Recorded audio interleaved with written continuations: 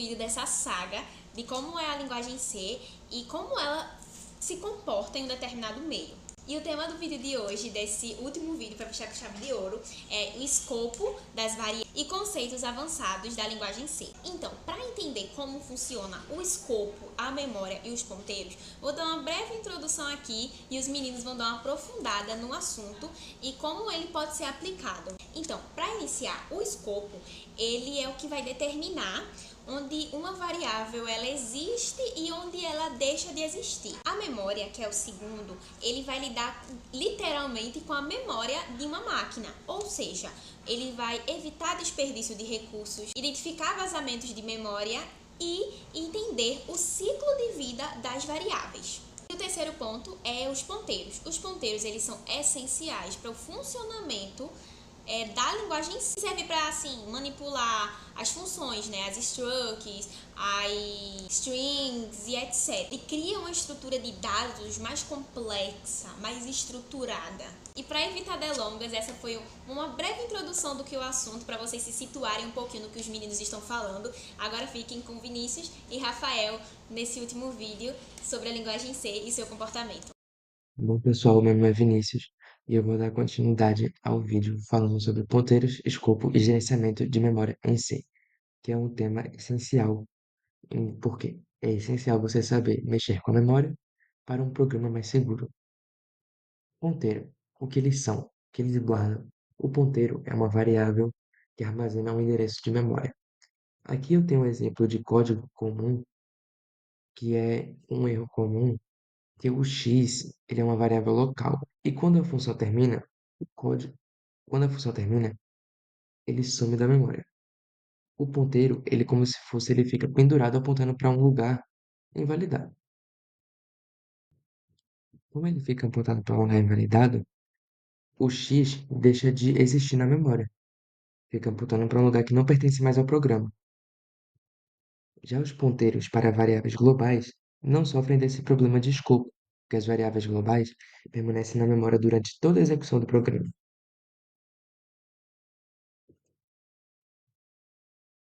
Agora eu vou falar sobre stack e heap, onde moram os dados. Para entender melhor por que o x sumiu, precisamos falar de stack e heap. Stack é como se fosse uma pilha de pratos. Cada função que você chama, coloca suas variáveis locais lá, e quando a função termina, as variáveis são desempilhadas, liberando automaticamente o espaço. E por isso, x do nosso exemplo anterior sumiu. Ele estava na stack e foi desempilhado após a função terminar. Já heap é uma memória, uma área de memória maior e mais flexível. Ela é usada para alocação dinâmica, ou seja, quando você precisa de memória por um tempo indefinido, que não se limita a um escopo de uma função, você usa heap. Para alocar a memória na heap, nós usamos malloc, que eu já vou explicar. Aqui é um exemplo que temos de um código, uma demonstração prática. Percebemos agora que temos o ponteiro válido e uma área de memória que não será liberada até que a gente diga free, que está no código também. E quando o free for citado, a memória será liberada.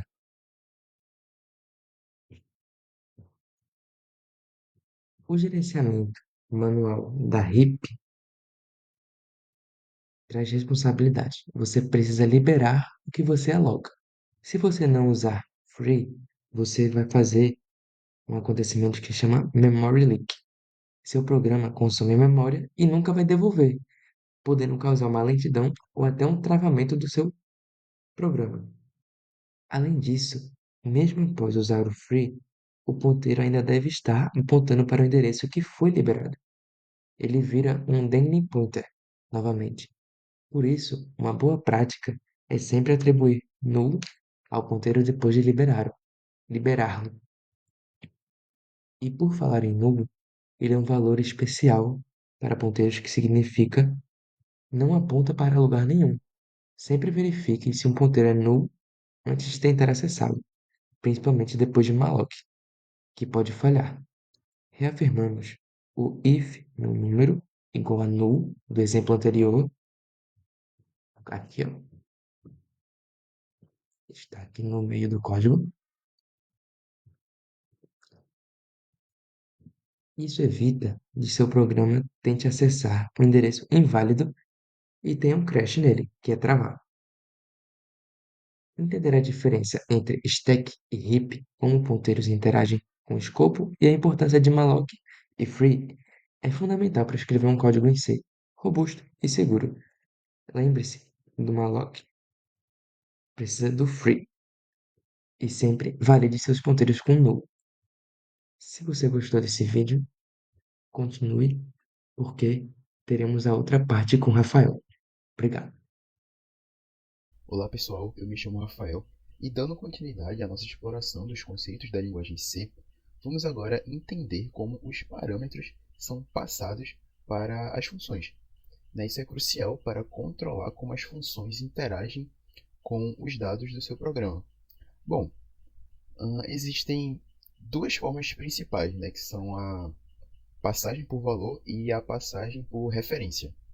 Primeiro nós vamos falar da passagem por valor. Este é um comportamento padrão em C para a maioria dos tipos de dados. Quando você passa uma variável para uma função por valor, uma cópia do valor dessa variável é feita e enviada para a função. Ou seja, qualquer modificação feita num parâmetro dentro da função afeta apenas a cópia local e não a variável original da função que a chamou. Bom, fiz um código aqui, exemplo, para mostrar tudo isso para vocês. Bom, nesse código nós temos a função void, que essa função é projetada para receber um número inteiro. E dentro dela nós imprimimos o valor recebido e depois tentamos alterar esse valor para 10, aqui como vocês estão vendo. Então imprimimos novamente o valor já modificado dentro desta função. Em seguida nós temos a função main, que é o coração do nosso programa. E aqui nós declaramos uma variável meu_número e atribuímos a ela o valor 5. Nós imprimimos o valor de meu_número para vermos o seu estado inicial. Então chamamos a função altera_valor, aqui, e passamos o valor de meu_número para ela. Após a execução de altera_valor retornar, imprimimos o meu_número novamente na main. E o ponto-chave aqui é observar a saída. O valor de meu_número na função main não será alterada pela chamada de altera_valor. Isso acontece porque altera_valor trabalhou apenas com a cópia do valor de meu_número, demonstrando a natureza da passagem por valor. Agora eu vou executar o código para vocês verem isso na prática. Coloquei errado aqui. Pronto. Aí, aqui na primeira linha, que é em main, meu_número, antes de chamar altera_valor, é 5. Isso confirma o valor inicial da nossa variável, meu_número, da variável meu_número, antes de qualquer chamada da função. Aí aqui na segunda linha, já dentro de altera_valor, o número antes da alteração continua sendo 5. Isso mostra que a função recebeu corretamente o valor 5, que era o valor de meu_número. E lembrando, este número aqui, ele é apenas uma cópia dentro de altera_valor. Uma cópia de meu_número, que está dentro da main. Aí a terceira linha aqui, ainda dentro de altera_valor, o número depois da alteração é 10. Aqui vemos que dentro da função de altera_valor, a cópia da variável ela foi de fato alterada para 10. Aqui na última linha, de volta para main, o meu_número depois de chamar altera_valor é 5. Percebam, mesmo que a variável número dentro da função altera_valor tenha sido modificada para 10, a variável original meu_número na função main permaneceu com o valor 5. Esta saída demonstra perfeitamente o conceito de passagem por valor. A função altera_valor trabalhou com a cópia isolada de meu_número. As alterações feitas nessa cópia não afetaram a variável original. É como dar uma fotocópia de um documento para alguém e o que essa pessoa fizer com essa fotocópia não vai alterar o documento original, né? Agora, e se quisermos que uma função modifique a variável original? Bom, para isso, nós usamos a passagem por referência. Em C, a passagem por referência é implementada utilizando ponteiros. Em vez de passar uma cópia do valor, nós passamos o endereço da memória da variável. Dentro da função, usamos como operador de referência o asterisco para acessar e modificar o valor armazenado naquele endereço de memória. Bom, eu fiz um código também. Eu fiz um código para cada exemplo, que eu vou mostrar aqui. Bom, a função-chave aqui é void altera referência. Essa função toda daqui. Observem que o parâmetro int asterisco ponteiro, esse asterisco indica que a função não espera um valor comum, mas sim um endereço de memória de uma variável inteira, ou seja, um ponteiro para um inteiro. Dentro dela, usamos asterisco ponteiro para número, para acessar o valor que está guardado naquele endereço de memória. Primeiro, imprimimos o valor que encontramos no endereço para qual o ponteiro para o número aponta. E o ponto crucial é que, em seguida, a instrução asterisco ponteiro para número igual a 10 entra em cena. Ela não modifica o endereço que o ponteiro está guardado. Em vez disso, ela vai diretamente até a localização original da memória, indicada por esse endereço, e altera o valor que está armazenado lá dentro para 10. E então imprimimos o novo valor que está nesse endereço. Já na função main, declaramos o valor 5 para a variável meu número e imprimimos o seu valor inicial. Mas na chamada da função, fazemos altera referência e comercial meu número. O e comercial, antes de meu número, obtém o endereço de memória de meu número. É esse endereço que é passado para altera referência. Por fim, imprimimos o valor de meu número na main novamente, após a chamada da função. Bom, agora executando aqui o código, nós vamos ter isso. Aí, fazendo análise dessas respostas, aqui na primeira linha, na main, meu número antes de chamar altera referência é 5. Tudo normal, meu número começa valendo 5 na main. Agora na segunda linha, dentro de altera referência, o valor apontado antes também é 5. Quando altera referência é chamado, o ponteiro para número recebe o endereço meu número. Ao usarmos asterisco ponteiro para número, acessamos o valor lá no endereço original, que é 5. Então está tudo certo. Já na terceira linha, também dentro de altera referência, o valor apontado depois é 10. Aqui a linha asterisco ponteiro para número igual a 10 entrou em ação. Ela foi lá no endereço de memória de meu número, que foi passado para a função e mudou o valor que estava armazenado lá para 10. E na última linha aqui, de volta para main, meu número depois de chamar altera referência é 10. Bom, vejam só, desta vez o valor meu número na função main foi alterado para 10. Isso acontece porque não passamos uma simples cópia do valor. Nós passamos o endereço da variável meu número. A função altera referência tendo esse endereço em mãos, pode ir diretamente na casa, entre aspas, da variável meu número na memória e modificar o valor que estava lá. É como dar o endereço de sua casa para alguém em vez de uma foto, né?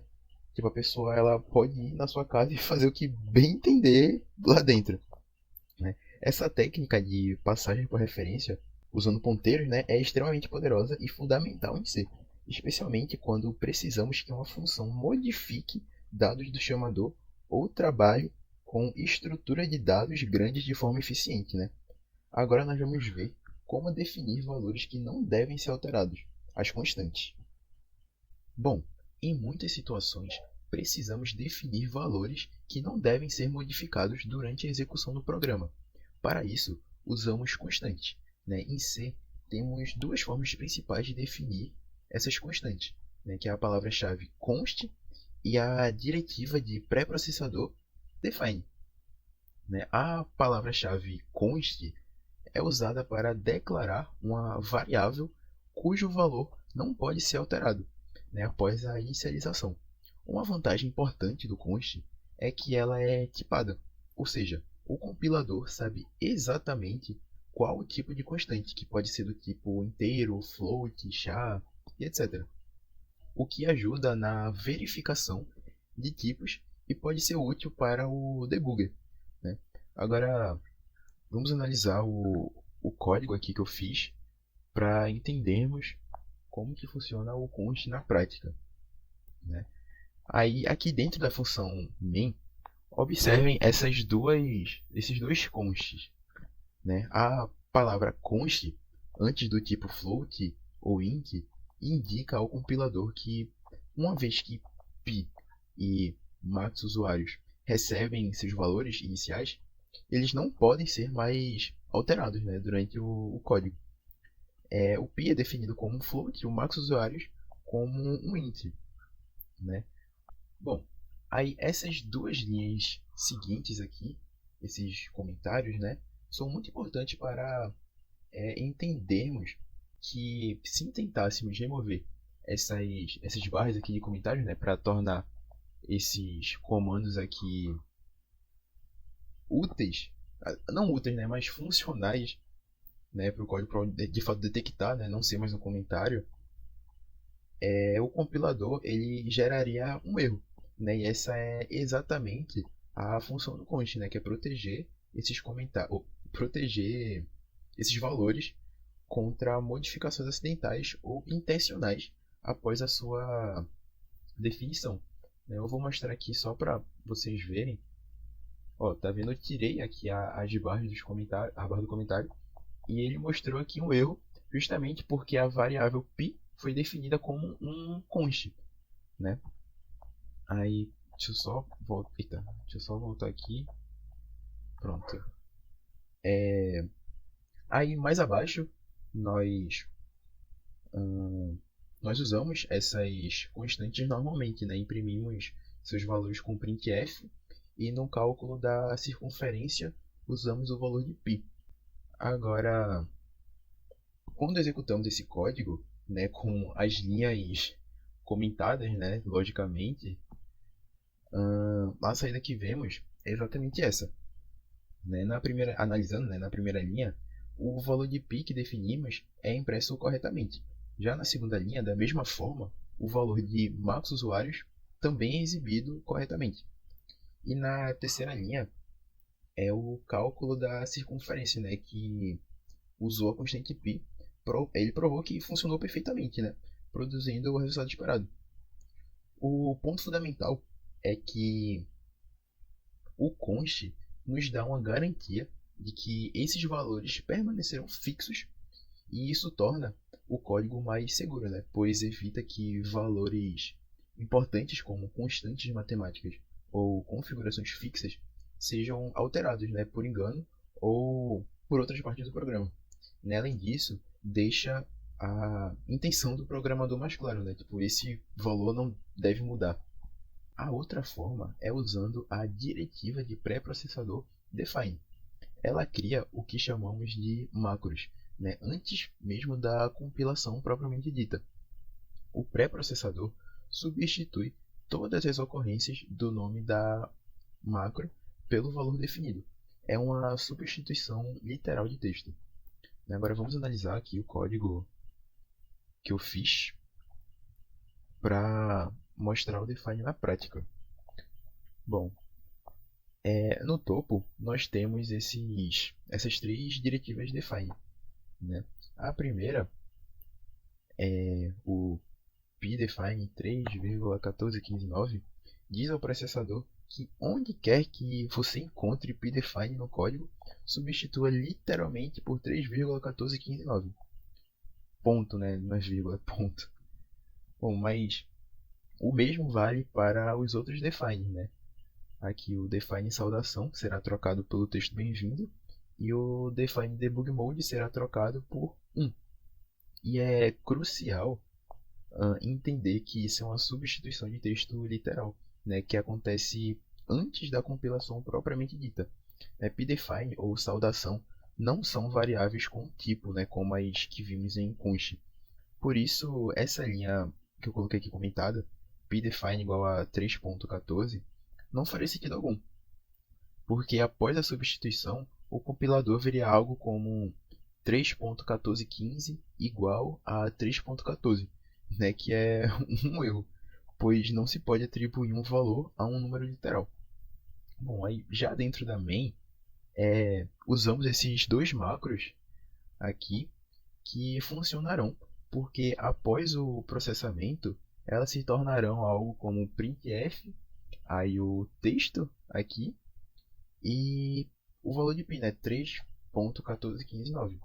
Aí nesse daqui seria printf, aí não tem um valor, mas isso daqui, ou não tem um texto, mas isso daqui seria bem-vindo, né, isso seria printf bem-vindo.